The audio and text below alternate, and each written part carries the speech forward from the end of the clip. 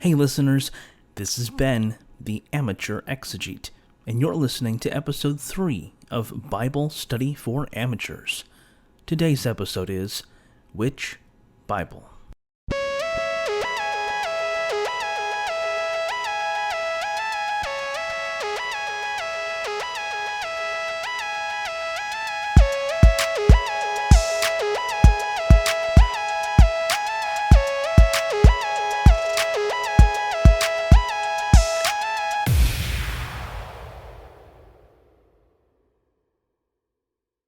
Let me read to you some scripture, and let's see if you can guess which book it comes from. Mystery quote number 1. On the first day of the 4th month, we appeared to Abraham at the oak of Mamre.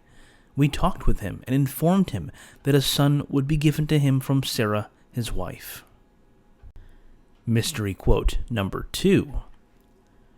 Clothe yourself, therefore, with cheerfulness, which always finds favor with God and is acceptable to him, and rejoice in it.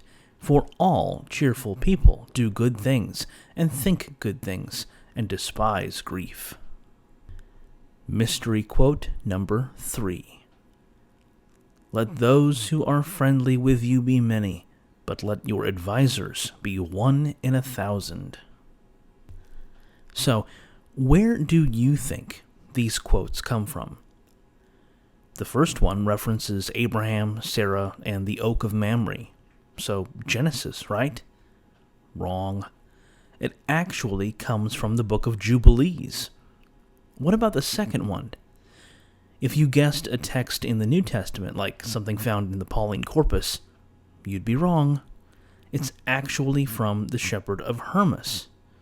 And how about the last one? If you sensed it was from a work like the Book of Proverbs or Ecclesiastes, you'd, again, be wrong. It's from a book sometimes referred to as Ecclesiasticus or Sirach. Last week, we talked about the first of 7 ways in which the Bible is problematic, per Kristen Swenson in her 2020 book, A Most Peculiar Book, The Inherent Strangeness of the Bible.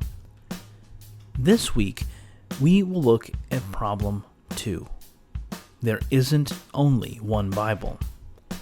Most listeners are probably used to thinking of the Bible as a collection of 66 books, 39 in the Old Testament and 27 in the New, but in reality, this version of the canon, a word that refers to a standard list of books in a collection, is that of Protestant churches, Baptists, Methodists, Presbyterians, and the like. Other collections, other canons, exist today and have existed throughout the history of Christianity.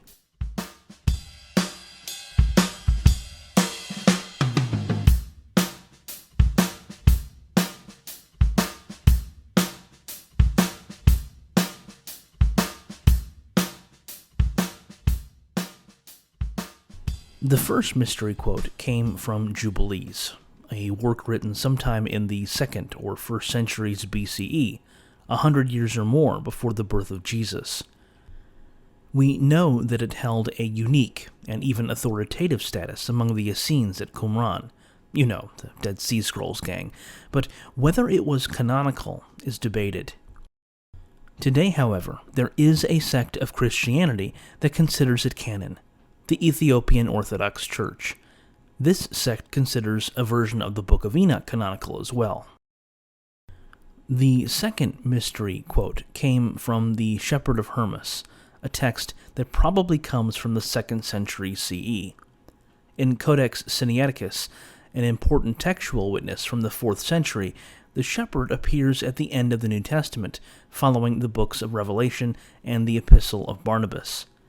In her commentary on the Shepherd of Hermas, Carolyn Osiek surveys the history of the document and writes, "There is no doubt that at some times and places, Hermas was considered both scripture that is inspired and canonical, part of the rule of faith sanctioned for liturgical use."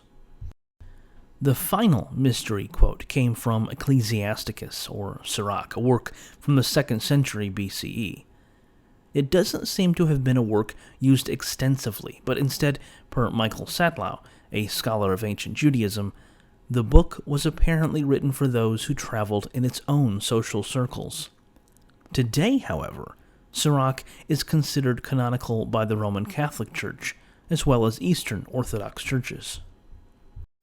There are myriad other works that I could mention, some considered canonical by some Christians, and others considered canonical by others. The key thing here, though, is what Swenson writes in her book. What constitutes the Bible isn't the same for everyone. And that's a problem, because when we try to understand the biblical text, we need to be on the same page. Consider the Hebrew Bible. Christians will reference books like the Gospel of Matthew as authoritative, but Jews reject all of the New Testament, seeing as canonical only the 24 books of the Hebrew Scriptures. So, when a devout Jew and a devout Christian talk about the Bible, they necessarily mean different things. Canonization was not always a neat and clean process, and there was sometimes disagreement among Christian groups over which books should be used in worship.